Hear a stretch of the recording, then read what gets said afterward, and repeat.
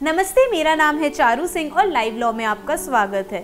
अगर आप और आपके पार्टनर यानी आपके पति या आपकी पत्नी आपसे अलग रहना चाहते हैं, वो भी बिना तलाक लिए, तो क्या कोई अदालत आप लोगों को जबरदस्ती साथ रहने के लिए मजबूर कर सकती है?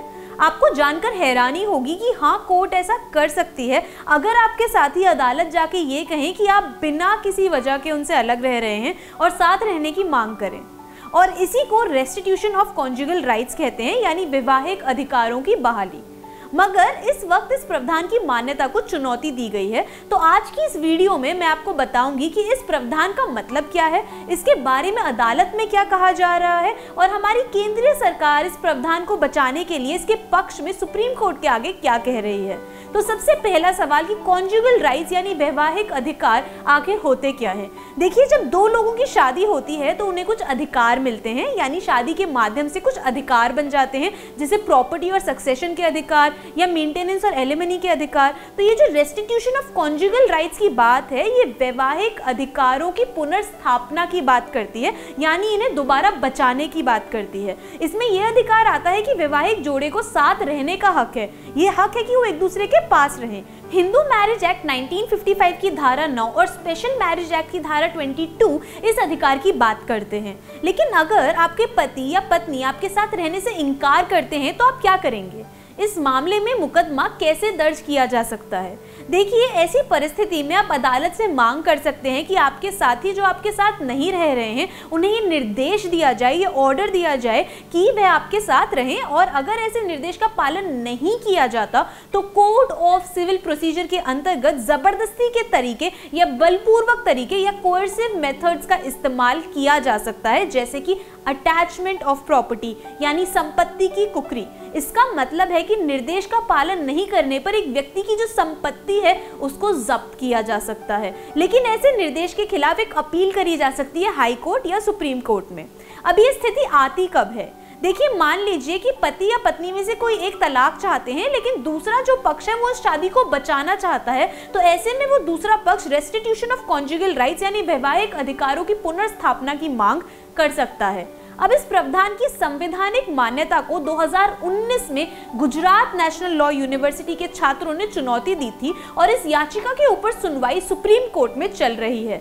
याचिका में छात्रों ने कहा कि ये कानून निजता के मौलिक अधिकार का उल्लंघन करता है, यानी राइट टू प्राइवेसी को वायलेट करता है, और ये भी कहा कि ये प्रावधान औरतों के खिलाफ एक तरह से भेदभाव करता है। एक्सपर्ट्स यानी विशेषज्ञों का भी यह कहना है, ये मानना है कि देखने से लगता है कि इस प्रावधान का असर दोनों औरतों पे और आदमियों पे एक तरह से होता है, लेकिन असलियत में इसका औरतों पर ज्यादा बड़ा भेदभाव और ज्यादा खराब असर होता है, क्योंकि ज्यादातर पत्नियों को वापस अपने पति के घर इस प्रावधान की वजह से लौटना पड़ता है। एक और बड़ी समस्या यह है कि मैरिटल रेप एक कानूनी अपराध नहीं है। तो जब औरतें उसकी वजह से अलग रहने जाती हैं, अपने पति को छोड़ती हैं, तो इस प्रावधान की वजह से उन्हें वापस लौटना पड़ सकता है। लेकिन ऐसा नहीं है कि ये पहली बार हो रहा है कि रेस्टिट्यूशन ऑफ कॉन्जुगल राइट्स के प्रावधान को चुनौती दी जा रही है। इस तरह की चुनौतियां अदालत में पहले भी दी गई हैं। लगभग 100 साल पहले या उससे भी ज्यादा पहले से ये लड़ाई जारी है और ये भारत की स्वतंत्रता से भी पुरानी है। 1880s में बॉम्बे हाई कोर्ट में दादाजी भिकाजी वर्सेस रुक्माबाई का मुकदमा चल रहा था। इसमें दादाजी नाम के एक 19 साल के लड़के की शादी 11 साल की रुक्माबाई से हुई और वो दोनों कभी साथ नहीं रहे। शादी के 11 साल बाद दादाजी अदालत पहुंचे और उन्होंने रेस्टिट्यूशन ऑफ कॉन्जुगल राइट्स की मांग करी। इस वक्त रुक्माबाई 20 साल की थी।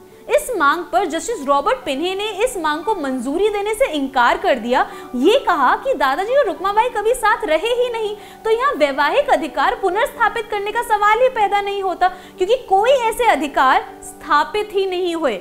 उन्होंने ये तर्क भी दिया कि रेस्टिट्यूशन ऑफ कॉन्जुगल राइट्स का जो उपाय है, जो तर्क है, वो हिंदू लॉ या हिंदू कानूनों में पाया ही नहीं जाता। इसको लाया ही इंग्लैंड से गया था इंडिया के कानूनों में। उन्होंने ये भी कहा कि ये क्रूर चीज होगी कि किसी औरत को जबरदस्ती ऐसे आदमी के साथ रहने के लिए मजबूर किया जाए जिसे वो पसंद तक नहीं करती।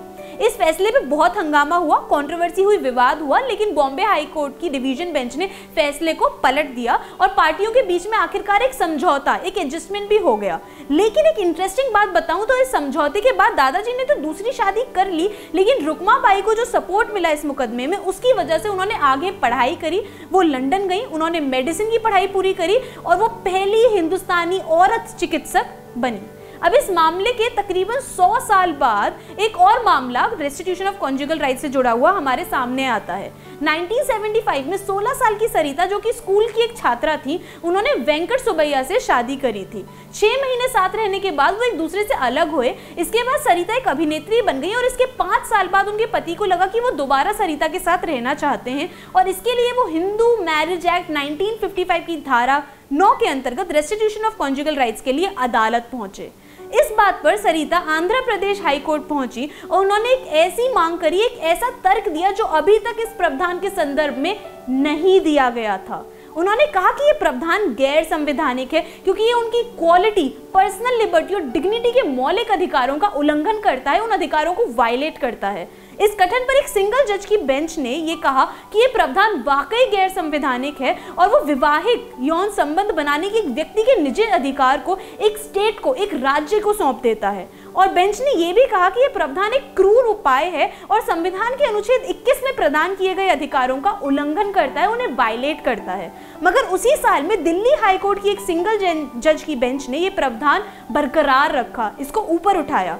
यानी इस वक्त अलग अलग हाई कोर्ट्स का अलग अलग ओपिनियन था, अलग अलग सोच थी।